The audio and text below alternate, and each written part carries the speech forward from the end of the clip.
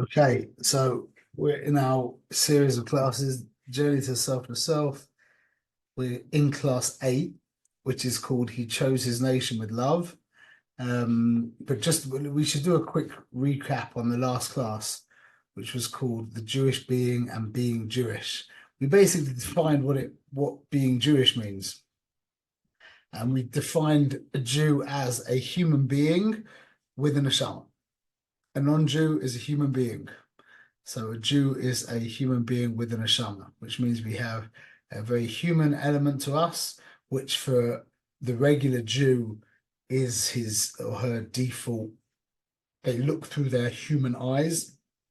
They're not looking at the world through their godly eyes generally, nearly exclusively. That's why we say Elokai neshamash nasati bi tohirehi. God, that you put inside me my neshama. Well, I thought I was the neshama. So why did you say you put inside me neshama shnasata bi tahirahi? And that's the point, is that we don't relate to ourselves as a neshama. Tzaddikim and tzaddikises relate to themselves as a neshama, whereas we relate to ourselves as a human being with a neshama. So it basically creates this free will, and which we're going to discuss much more today as well, Hashem, is created through this proximity of our human element and our godly element. The human element can't do something completely altruistic. It's a creation. It's of creation. So the human aspect of ourselves can't do something utterly altruistic. The godly aspect of ourselves, the neshama, can and does. So this is basically kind of the dichotomy of the Jew. There's this part of us that wants to survive, and there's this part of us that just wants to merge back into God. And we're trying to juggle these two kind of impulses. That's basically how it works. We said that there's two types of animal soul. There's the one that comes from, remember we spoke about klipa. So there's the one that comes from the opaque klipa, which has no selflessness, has no like shaykhs, no connection to selflessness whatsoever. And then there's the animal soul that comes from what's called klipas noiga, which is the translucent klipa, we said, that has an element of selflessness, that can appreciate the reality of another, basically. The Jew has that, the nefesh bahamis of the Jew, the animal soul, the human soul of the Jew, comes from that less dense klipa, which means it naturally has the ability to appreciate another human being. Whereas of a regular human being, their default human soul doesn't have that ability. And they have to learn and cultivate that ability. So it comes out, and this is what we left on last time, is that the avoider of the Jew in this world, well, let's say like this. You remember what the purpose of a human being? What's the goal of a human in this world? Do you remember? To recognize that there's somebody else. Is that, I forget exactly the terminology. Use your intelligence to realize that other people are real. Yes. That is the job of a human being in this world. That's why human beings got created, to get to the level by using their intellect to appreciate that other human beings exist and to act accordingly, which means basically dedicate yourself to helping other people. By the Jew, that's almost natural. The thing is, we've been in gullus for so long that it's become a little less natural to us. But the natural kind of like laboratory textbook default factory setting experience of a Jew is that they do appreciate another human being naturally, not because of anything that they've done, just that's how they were built. So our avoider, the Jewish avoider, if we take that for granted, Our avoider, our ikka avoider, is to come to the recognition that God is real, more real than me. So the human avoider is to appreciate that another human being is more real than me, or at least as real as me. And the Jewish avoider is to get to the level where God is at least as real as me, and hopefully to the stage where we understand that God is more real than me. That's our job. That's basically the work of the human and the work of the Jew in this world. Okay, so that said, let's jump into our next class, which is class 8. And we're nearly done, because when we get to class, basically finished, class 12 will be a review, and class 11 will be the final class of the course, whatever you want to call it. Okay, so the question is, we're called the chosen nation, the chosen people. What does that mean? You have any thoughts on that? What would you do if your next door neighbor, your non-Jewish next door neighbor came up to you? I don't know if they're non-Jewish, but your next door neighbor, your non-Jewish next door neighbor came up to you and said, "What does it mean that you guys are the chosen people? What does that mean?" What would you answer? Well, we're supposed to be a light unto the nations. We have, I don't know, I guess more morality, and we're supposed to be a good example. What does that mean? He chose us. He chose us to be a light unto the nations, as in there were all these nations, and he went, "Okay, Jews, you're going to be the nation who spread my message." That's what I think. I'm not saying it's not. I'm just asking. Yeah. I mean, well, we learned, I don't know if it's a medrash that Hashem went to all the nations and said, the Torah has this in it, and they rejected it. So I guess we're by default, but then, so, why did he choose us? What does it mean? This is really the question, is what does it mean to choose? See, it sounds very simple, yeah? But really, it's not so simple at all, really, because we also say a very important point is in Shachris, we finish the bracha before Kriya Shema, Baruch Hashem, Haboiche ba'amo Yisrael b'yahava. He chose in his nation Israel with love. What is there a difference between choosing and choosing with love? What would be the difference? So just give me about 5 seconds.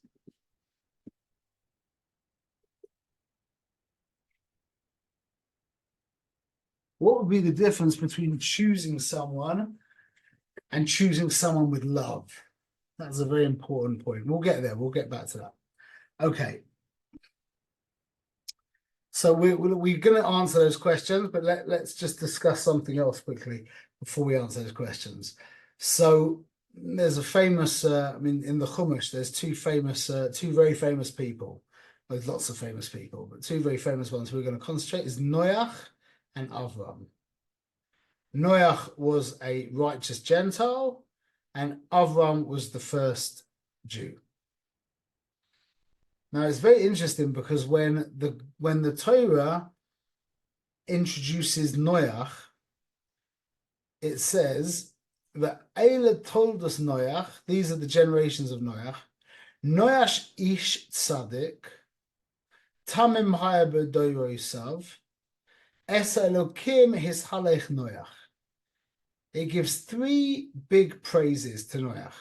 It says he was an ish tzaddik, he was perfect in his ways, and he walked with God. That's for the Chumash to take out. For the Chumash to give 1 praise is a big thing, yeah. But 3 praises, it calls him a tzaddik. He says that he was perfect in his ways and he walked with God. Avraham, on the other hand, he says like this. This is when the Torah introduces Avraham. Yeah, it says Vayomer Hashem el Avram, Lech lecha me'artzecha me'moladetecha me'beis avicha el ha'aretz asher arecha. Go, just go. Avram, go. Leave your house, leave your land, leave where you're born, leave your father's house, and go to the land that I show you. And then he goes on, he says, I'll make you a great nation. I'm going to bless you. All the nations will bless you. Why didn't he give him any praise at all? Abraham was for sure greater than Noach, no? Noach, he gave all of these praises, and Abraham, he was just like, okay, get out of here. I'm going to make you a great nation. I'm going to give you all this cool stuff. You're going to be, etc., etc. What's the difference between Hashem's relationship to Noach and Hashem's relationship to Abraham? Okay, so this is the foundation of everything, and we'll bring a few different makoros. This class is very like we haven't. I don't know if you noticed, we've hardly brought any like sources for stuff. I've tried to make it very like easy going on the. But this class I think is important. So we brought a few sources. If you want to print out these the actual quotes, you can go to B'nai Aliyah and there's a selfless self page. And have you seen that page with all the classes? So you've got the folder on each class, you've got a folder and you can download so you can get these quotes if you want to see the quotes yourself. It's all on a sheet over there. It will be B'ezrat Hashem. Okay, so there's a Tiferes Yisrael, or there's a mission in Avos, yeah, in Pirkei Avos, which says, "Who I Choviv Adam Shenivra B'Tselem." Man is dear or loved or whatever because he was created B'Tselem in the form, meaning B'Tselem Elokim. He's created in the form of God. What do they call it? Not the form of God, in the image, of God. He's created in the image of God.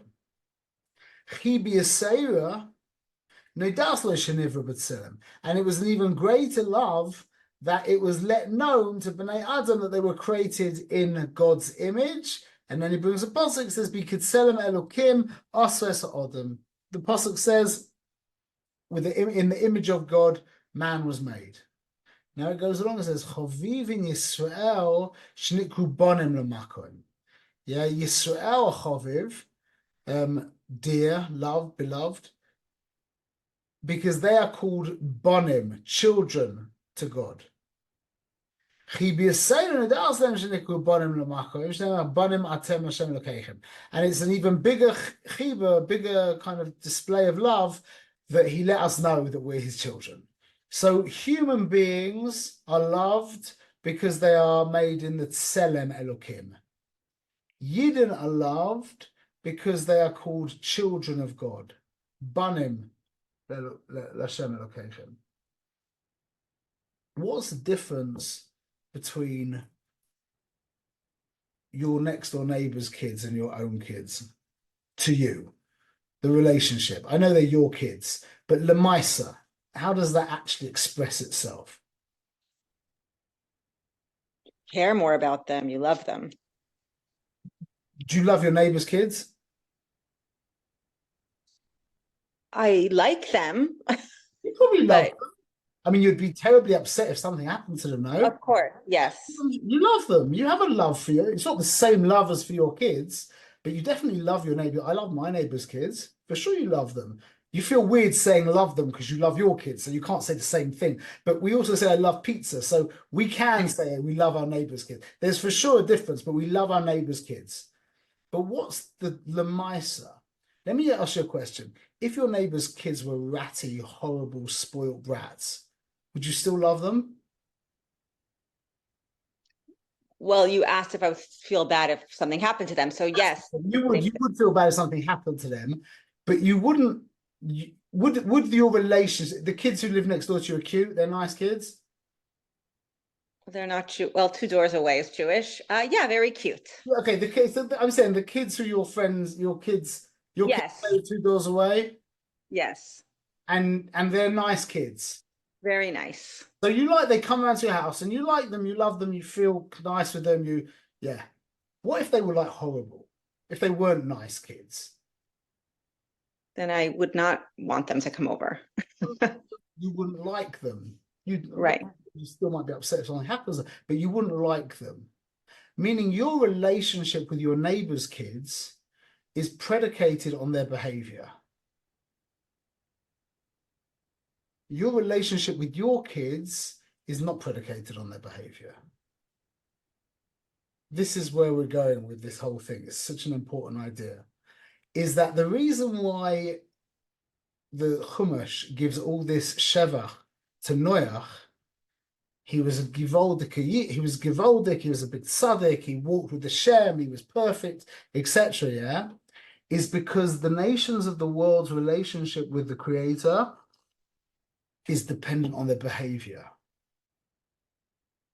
Whereas our relationship with the Creator is not dependent on our behavior. We could disappoint him, we could anger him. Like if your kids behave badly, it's annoying and it makes you angry, but you don't become like distant from them in like they're still your children. We've said this before, it's probably in all the things that I've learned about chinuch, the most important thing. I've said this to you before about I've done this with all my children, and if you haven't done it, you should do it, is try this. I said this to you when you say to them, would you rather me say that mummy loves you or that I'm your mummy and I'll always be your mummy no matter what? Ask them what they prefer you say. You've done that? Did I tell you that? Yeah. I haven't. So this is because really your love for your children is very, very secondary.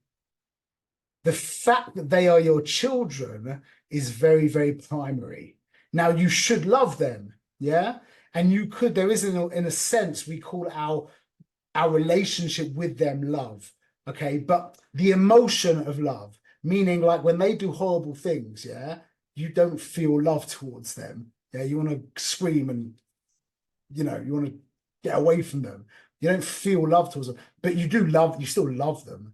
But really, when we say you still love them, we're meaning you're their mother and you will always be their mother. And that will never, ever change. There's nothing they could ever do, ever, that would make you not be their mother. That's the relationship. And that's worth more, infinitely more, than your feelings towards them. You with me? And the shock, this is just as a side point, but this is, I don't know if you call it shocking, but it's moiridic, this is the same as marriage. See, in the Western world, we've grown up thinking that if you love someone, then you marry them, meaning that love is primary and the marriage is something you do with someone who you love. It's completely the opposite. Love is a tool to enhance marriage. Marriage is the relationship. Marriage is the commitment. That's what it's about. The feeling of love, you can work on that. You can act lovingly, you can learn things, you can there's all kinds of different techniques you can do to feel love towards them. And it's kedai to do that. Yeah, it makes a lot of sense. But the relationship is what it's all about. That's the relationship. It's not your love for your children or your love for your husband doesn't make them important. It's your relation to you. It's your relationship with them that makes them important to you. So it's kedai to love people who are important to you. But because you love someone, it doesn't make them important. Your love doesn't make someone important. Like, who cares about your love? It's the fact that you're in a relationship, either they're your children, is your husband, whatever it is, that means that they're important to you. So the relationship between Am Yisrael and Hashem is we're children, we're his children. So when Hashem says to Avraham, go, get out of here, what it's teaching us is that our connection to the Creator is not based on our behavior. We can disappoint him, we can make him happy, etc., but we're always going to be his children. In fact, when we behave badly, it's much worse in that he's more frustrated because he's got children who aren't in line with what he wants being done. So it's much more painful for him, but he ends up more involved in a sense, more involved. So it says like this. That's what the Mishnah says in Avos, that the people are created in his image and Yisrael are his children. You getting the idea? You understanding this a bit? Making sense?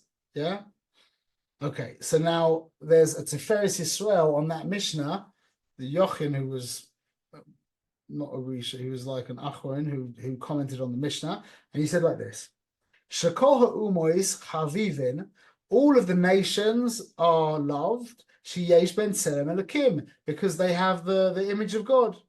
V'afal and even so, kishioshu ma'oid, and even so that they have the Elokim when they are extremely bad, yeah, exceedingly evil. It's possible that this image will depart from them. In Megillah, the Asli Staka b'fnei Adam Rasha, you're not allowed to look at a evil person. And whatever, you're not allowed to look at an evil person because the ruach of Tumah has kind of attached itself to them, which means their tselem, their image of God, has departed from them. So when a non-Jew acts badly, he loses his tselem Elokim, and that means he loses connection to Hashem Lagamri. Whereas by the Yidden it says, Aval Yisrael, Bonim, who are called Bonim. By the way, that means that the human beings, that all humans are loved by God. By default, everyone is loved by God. All of Hashem's creations are loved by God. By default. Even if they do avoid zara,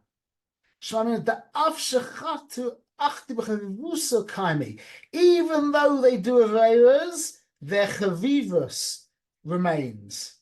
Just like our children, if our children do anything bad, that love, meaning the ultimate level of love, not the feeling, not the emotion that comes and goes, yeah, but the actual connection to the child, yeah, that remains. Doesn't matter what they do. Mishum shedoimim kim la'avihem, because he's like our father. V'yefsha sheyistame etzlam hatzelem mikol v'kol. And we even if we do avoid Zara, we're still chaviv to him. Meaning that our relationship to Hashem is an essential relationship. It's one of essence. It's not predicate. It's not one of it's not logistics. What would you call it? It's not a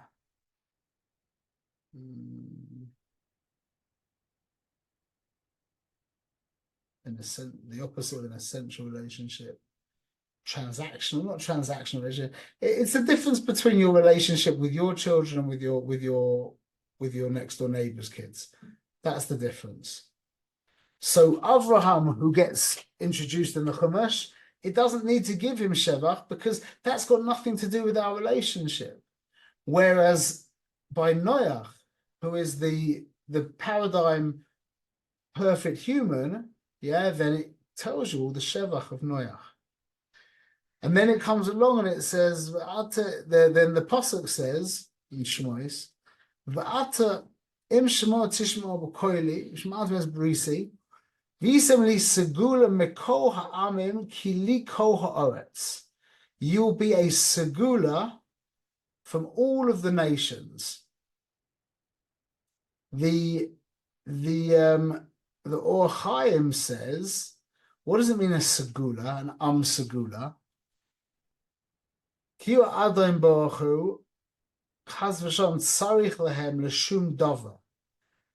doesn't have any need for us. Yeah. They're like a segula. Segula, like we could call it like a piece of jewelry. That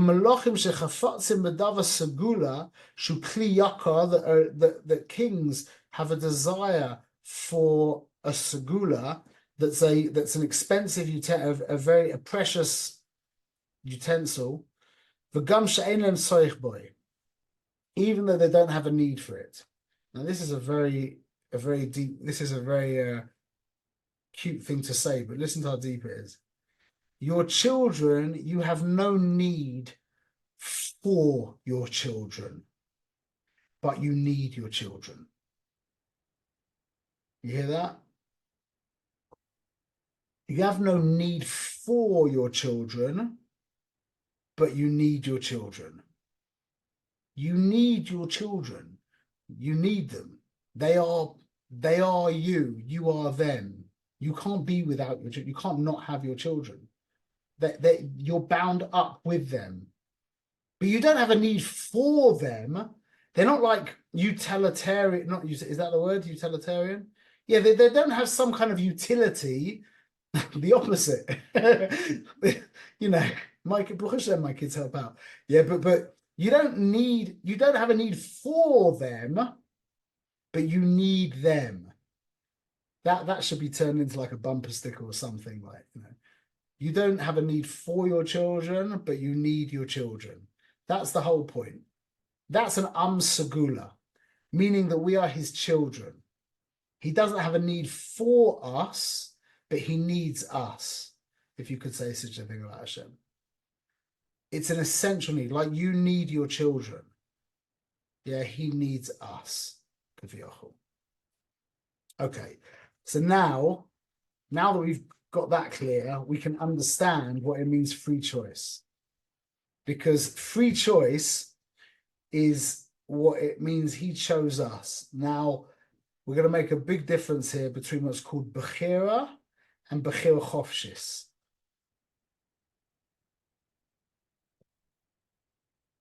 Choice and free choice. So now this is the famous example that I always give. I offer you, I have in one hand a $10 bill, the other hand $100 bill. And there's no funny business, whatever. You're allowed to take one of these bills and that's it. Which one do you take? 100. Obviously. What about 50 and 100? 100. 100. Do you have a choice in the matter? You do, but no one would choose the lower amount. So then what do you have a choice in the matter? You just like said two opposite things. You could choose, but no one would. What we would say is you're being compelled by your mind to take the $100 bill. You're not free to take. You could like want to do. You could like if you're like, I just want to spite you, and I see you want me to take the $100 bill, so I'm going to spite you and take the $10 bill, but you're still compelled by your mind. What does it mean, a free choice? Because right now you've got the $100 bill and the $10 bill, and the $100 bill is compelling you to choose it. It's like for example, another example would be like a low-fat, delicious chocolate yogurt next to a high-fat vanilla yogurt that you don't like. What's the choice? It's the same thing, but it's a little more complicated now because there could be other people. The $10 bill and the $100 bill, that's just like Shaveh B'chol Adam. Everybody would feel the same way. But you realize when we start getting into, like, let's say a car now, the choice between a red Ferrari and a yellow Lamborghini, yeah? Do you realize that it's still the same mechanics at work? There's going to be one guy who loves Ferraris and his favorite car's red. So to him, the red Lamborghini next to the orange, so the red Ferrari next to the orange Lamborghini, it's like the $100 bill and the $10 bill. Yeah? But then there's another guy who likes Lamborghinis and yellow, so for him it's the other way around. But then you get this poor guy who likes yellow, but he prefers Ferrari. Now he's sitting there thinking, you with me? None of this is free choice. This is all to do with you're being compelled by your mind. It could be that the cheshbon becomes complicated and now you can't make a decision. You might have to flip a coin. But it's not free. What does it mean, free choice? You with me? Do you hear the question? Are you ever free to choose something? Or is it always choosing you? That's really what's happening with the $100 bill and the $10 bill. You're not choosing anything. It's choosing you. The $100 bill is sitting there looking at you going, you know, how can you even look at that $10 bill? Look at me. I'm a $100 bill. Take me. So you're being compelled by your mind, which is really being kind of dominated by that $100 bill. That's called choice. That's called not free choice. That's called choice. And in a sense, an animal can make that same choice, not on such a complicated level, but a cat could make a choice between, you know, the rabbit, whatever, and the mouse. I don't know. It can make a choice if it wants to eat that or eat that. It can make a choice. That's called choice. That's not called free choice. So let me ask you a question in regards to mitzvahs. If you've grown up in a house where the father was just humbling you with the concept of Gehenna, yeah, Chas v'shalom, and now you're standing in front of an Avera, and you're tempted to do the Avera, but you know that if you do this little Avera, you're going to go to Gehenna for 100 years and suffer the most terrible torture you could ever imagine. Is that free choice? Well, let's make it even more obvious. Yeah, your father employs a big like bouncer with a hammer to walk around with you 24/7. And if you ever do anything wrong, he gives you a bang with the stick or whatever. You've got a choice to do anything wrong. It's the same thing with the dollar bill. It's a cheshbon. Why would you choose to, you know, eat that tray food when you're going to get you're going to get hit with a stick? Of course, you're not going to do that. So what on earth is free choice? So when it says that Hashem chose us, it wasn't choice, it was free choice, meaning he didn't look at us and say, well, they're very humble, they're good at making money, they are funny, they're all beautiful, v'chule, v'chule, I choose you. That would just be choice. And that would be really them choosing me. If I have the option of 10 nations and one of them is beautiful and wealthy and intelligent and all the good things, yeah, then it's not really that I'm choosing them. It's like the $100 bill. They're choosing me, or they're making me choose them. That's not what happened. That's not what it means that we were chosen. So this is the example of this is what it means when you choose real choice. So this is free choice. And when we understand our free choice, we'll understand what it means that Hashem chose Am Yisrael. I've done this a couple of times. So this is like a funny thing that it's like the idea, but it just, you'll get the idea, okay? You can try it with someone. It's an interesting thing. I took a 20 shekel bill. I asked some guy in a shir I was giving, I said to him, you have a 20 shekel bill? So he gave me 20 shekels. I took it. I turned around, so my back was towards him. I took out my own 20 shekel bill and I put them in my hands. And I turned back round to him with two 20 shekel bills. And I said to him, take one. And his brain fried out. It's a really interesting thing to see. You'll see it because like, what would you do? Someone's offering you two $100 bills. Which one do you take? You're like desperately, your brain is like, I don't know if you know about photography, but when you try and focus your camera sometimes, the focus just goes, it doesn't capture anything, so it just keeps going backwards and forwards. It's the same thing. Your brain flies out because your brain is looking for a reason to choose something, but when there's no reason to make a choice, you're like, I don't know, yeah. So you might look for which one's closer to you or which one's like more crisp or etc. So I'm holding the two 20 shekel bills in front of this guy. This guy's been completely like, he's brain fried. He doesn't know what to do. And then I said to him, by the way, this one's yours.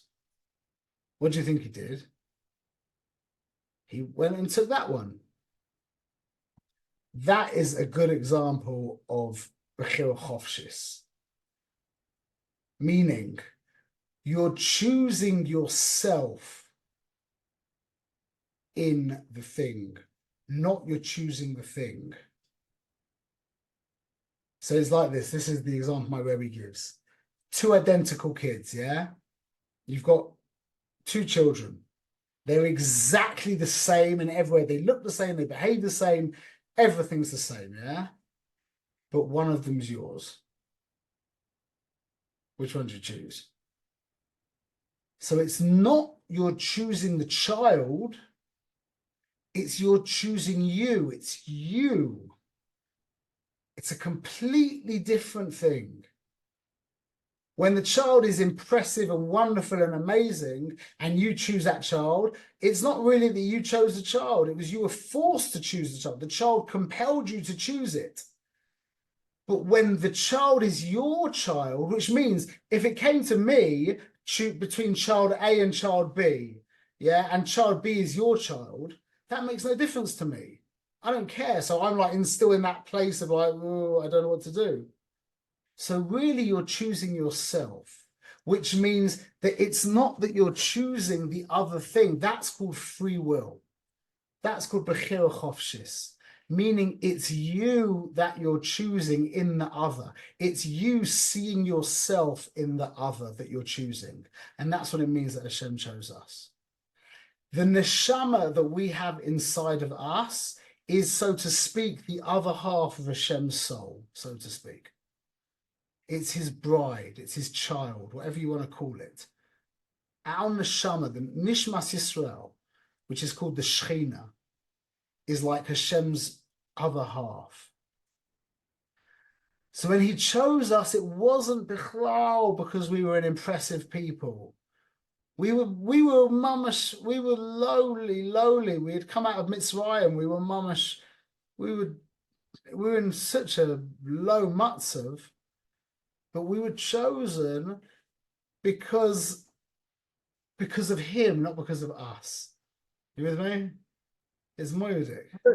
But when did we develop that part of him? That's really what was well, there's madrigas to it. The Avos were already chosen, but as a nation, we were chosen by Har Sinai. That's when we received that's when Hashem, so to speak, recognized on a natural, on a kind of a global, on a revealed level, that we had the neshama. We didn't receive the neshama. We received the neshama from Avraham, Yitzchak, and Yaakov. But when we were called the chosen people, the chosen nation, it was Hashem, so to speak, with the dollar bills. And that answers up the medrash. Why did Hashem? Because when you think about it, he went to Edom and he said, you're not allowed to kill. And they're like, oh no, we like to kill. He went to Ishmael, he said, you're not allowed to steal. And they're like, oh no, we love stealing. Or Arias, I think. But no, to Edom was stealing. And he went to, was it Moav? Right. Anyway, he went to the different nations and he gave them, because there was never an option to choose them. There was never an option for them to choose him. That's why he held the mountain over our heads at Har Sinai, Har Kegigis, because he couldn't not have us accept. Because it was a kind of what's the word? It was a sealed deal from the beginning. There was no option. The real Kabbalah where we really had chosen it was by Purim. That was the story of Purim. But by Matan Torah, we had no option. It wasn't like an option. It's like you don't have an option to choose your child. He's a child. She's a child. It's done. The deal's already been made. So that's what it means that we were chosen. Now, that's Hashem's choice in us. That's called free will. And this is what it means, our free will as well, the same thing. When we do a mitzvah, let's say because we want to get Gan Eden, or we don't want to go to Gehenna, that is choice. That's not free choice. That's a cheshbon, like we described earlier. Yeah, it's the $100, $10 bill. If you've got a scary enough, real enough picture of Gehenna in your mind, yeah, then you're not going to choose the you're not going to miss out on the mitzvah or choose the avera. Yeah. Or conversely, if you've got a very vivid, real picture of Gan Eden in your mind, then how could you bypass the mitzvah? You don't particularly want to do it, but look, we're talking about eternal pleasure. Yeah. That's exactly the same thing as the yogurt, the same thing as the $10 bill, the $100 bill. You with me? That's just choice. So you're really not choosing. You're being chosen either by your image of Gehenna or by your desire for Gan Eden, or whatever it is, yeah? So what does it mean that you actually have free choice in a mitzvah? Free choice in the mitzvah is exactly the same idea as what we just spoke about with Hashem choosing Am Yisrael. It's not that you're choosing to do the mitzvah because of some kind of benefit that it will give you. That's just choice. That's not an expression of yourself. That's an expression of the thing. Your free choice to do the mitzvah comes from you recognizing yourself in the mitzvah. Recognizing that the mitzvah is you. You and the mitzvah is one. So there isn't really a choice in that sense. That's called free choice. And that is also what tshuva is. The same idea. Tshuva is the expression, it's just the neshama expressing herself. That's what tshuva is. Tshuva is, like I've given this example a lot of times. I give the example of a husband getting angry at his wife, and I give a bad example of a husband hitting his wife, Rahman al-Islam. So a husband gets really angry with his wife and he hits her. Chas v'shalom. She runs off and he sits down on the couch and he puts his hand, he's never done such a thing. He can't believe it just happened. And he puts his hands in his head in his hands and he says to himself, I can't believe what I've become. I can't believe that I just did that. I can't believe how low I am. Yeah. That is not tshuva bichlal.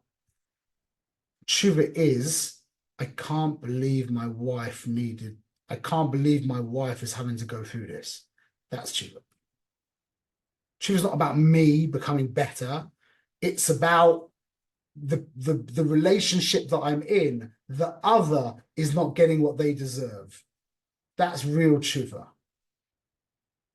So that's the expression of your neshama kind of coming to the surface and fixating its eyes on the Ribbono Shel Olam and saying, he deserves so much more than this from me.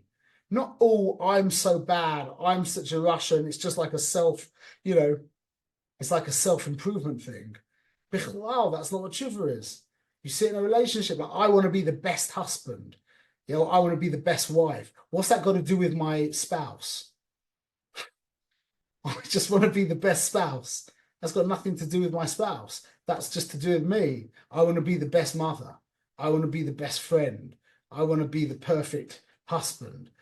What's that got to do with the other, with your spouse, with your child, with your friend? It's not. It's about me.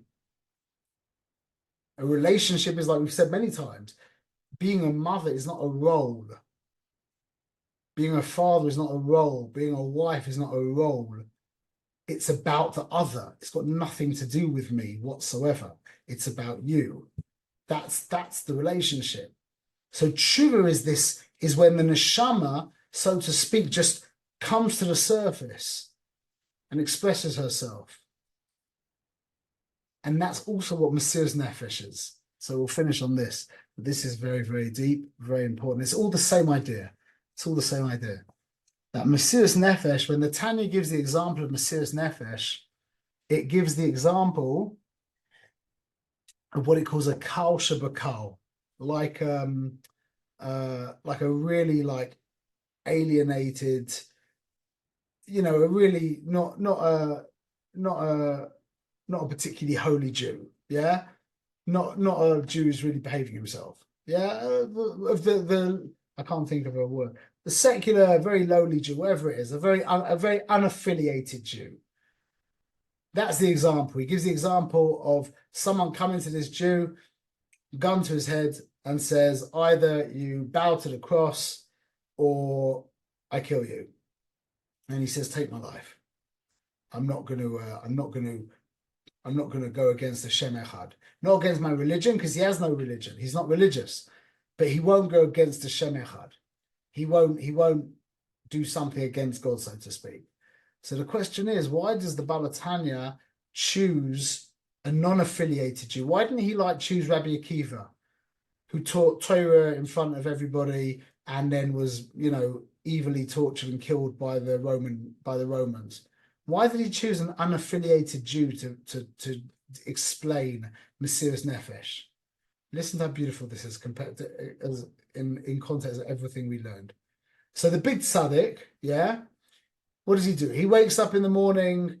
The first thing he does is say Moida Ani. Yeah, he has the Nagel Vasa next to the bed. He washes his hands. Yeah, he says Al Tilis Yadayim. Yeah, goes to the bathroom and says Sheyotza. Yeah, he goes to the mikveh. He goes to shul. He davens. He comes back, has a bite to eat. He benches. He goes to work and he's thinking about Shulchan Aruch, or he goes to the Beis Medrash and he's learning whatever it is. Yeah, the whole way through the day until bedtime. He says Kriya Shema. He falls asleep on his left side, and he wakes up the next morning and does the whole thing all over again. Yeah. Someone puts a gun to his head and says, okay, you give up your God or I'll kill you. And he's like, well, if you take away, I can't, there's nothing left of me. If you take away all of my avoda, then what is there left of me? It's like and if we've said this before, that did we mention the film Braveheart? I think we mentioned it with the identification. It's the same thing. When he says they may take our lives, but they will not take our freedom. Meaning he's prepared to give up his life for his freedom. That is a cheshbon. He's making a cheshbon, like this very frum guy who's now got the guy's pointing the gun at his head, and he's thinking, if I can't do any of my avoiders now, then you might as well just take my life because there's nothing left. That's a cheshbon. That's choice. That's not free choice. You with me? Mesiras Nefesh. So that's the highest level a human being can get to, where he would give up his life with a cheshbon, with a good cheshbon. Say, no, I'm not going to bow down to you, you evil tyrant, and I stand for freedom and I stand for world peace, and you want to kill me, because I stand for X, Y, and Z, and you stand for A, B, and C, and I don't want anything to do with that. And there you go. That's a very high level for a human being. But the Jewish Mesiras Nefesh is exactly what we just said before, where the neshama, so to speak, flares up. And the person is compelled. This is the funny thing. This is like free will is really not very free, meaning you are compelled, but not because of it, but because of you. So the neshama flares up and says, even though I'm not connected to Yiddishkeit in any way, I don't care about it. I don't care about mitzvahs. I don't care about Torah. But the neshama turns around and says, I can't let go of my connection to God. And then that secular Jew gives up their life. That's real Mesiras Nefesh. So for sure, Rabbi Akiva would have done that, for sure. But you would have the Havamina. You could have had the erroneous thought that Rabbi Akiva was sitting there thinking, you know what? I think it's better probably take my life. I mean, what's it going to be like without my avoda? That would be the Havamina. So it's the exact same thing all over again. So we've basically just spoken about one concept just in about we've spoken about in 3 different contexts of human in the Jewish experience, and how that accounts for Hashem's choosing us. It's all the same thing. It's an expression of us, nothing to do with the other. It's the fact that me and you are one. It's the fact that my child and I we are essentially bound with one another. It's not got anything to do with the child's behavior. It's a bond of echad. That's, by the way, why the gematria of Ava and echad is the same, 13. Because that kind of love, the love that you have for your child, which is not the emotion of love, that could also be, but that comes and goes. But the actual love for your child, which is predicated on the fact that it's predicated on the fact that you're one with each other. Your mamash one with each other, and it's not to do with the behavior, Bichlal. It's essential. It's so much deeper than that. So that's what it means that Hashem chose us. It's not that he picked us out of a bunch of options. It's that he saw himself in us. That's called the neshama. That's called the shechina. That's called Knesset Yisrael. That's called Nishmas Yisrael. He saw himself in us, and that's why he chose us. And that's what it means. We started the shir that Aboiche ba'amo Yisrael b'yahava. He chose us with ahava. That's his connection to us. And that's what it means by us. When we choose, when we use our free will, that's exactly the same idea. It's an expression of us, not an expression of the other thing. It's like you prefer that watch to that watch. That's to do with the watch. That's not to, it's an element of an external element of yourself, but that's not to do with you. Whereas, like we said, the choice of how you would choose your child over another identical child, which is a funny thing to say, is because that child is yours. So really you're choosing yourself, but it's not a selfish choosing of yourself. It's that you're one and you have no option. So it comes out that free will, you don't have a choice in it. So in that sense, Hashem chose us from all the other nations. I mean, I suppose he had a choice on which nation to put the neshama into. But once Avraham had the neshama, and now it went for Yitzhak and Yaakov, and we became a nation, it was like signed and sealed. The deal was signed and sealed. Therefore, he had to make sure that we were going to accept. And therefore, that was the whole Indian of Har-Kagigis. He had to make sure that would be accepted. And then by Purim, by the story of Purim, we actually received it upon ourselves on a very, on the most like volitional level. It wasn't. That was our. We decided that we were going to be part of the picture. Okay, should be Zoicha. We really learned if you think about this a lot, you'll realize how deep it means to be in a relationship with our children, with our husband, with whoever it is, the relationships that we're in, what that really means, and that it puts those people in, the reason why it puts them in a completely different category to everybody else in the world. They're completely different. Your spouse is something completely different to every other human being in the whole world, because it's you're one, and your children, it's a oneness. So the emotion of love for your children and for your spouse, the emotion of love becomes very, very secondary. Very, very secondary. It's kedai to love them on an emotional level, of course, but that's not the relationship. And that means that when a person doesn't love their spouse, that's not a reason to end the relationship. That's a reason to try your hardest to love your spouse. It could be abusive or other things. There's reasons to get divorced, obviously. But because a person doesn't love their spouse, that's not a reason to end the relationship. That's a reason to love your spouse. Now do everything in your power to rekindle that emotion. But don't think because the emotion's gone, the relationship's ended. No, it's for carrot. The relationship is real. The emotion comes and goes. So now work on it. Bring the emotion back. That can be done. Much more essential is the actual relationship. So it spreads out from everything. That's Hashem's relationship to us, and that's our relationship to our spouses, to our children, etc. It's all one thing. We just said one thing this class. Literally one thing, just from different angles. Okay, she'll be Zeicha, B'ezrat Hashem. Thank you. Okay, Zeicha. Any questions? We're all good? Good. Thank you. Positive.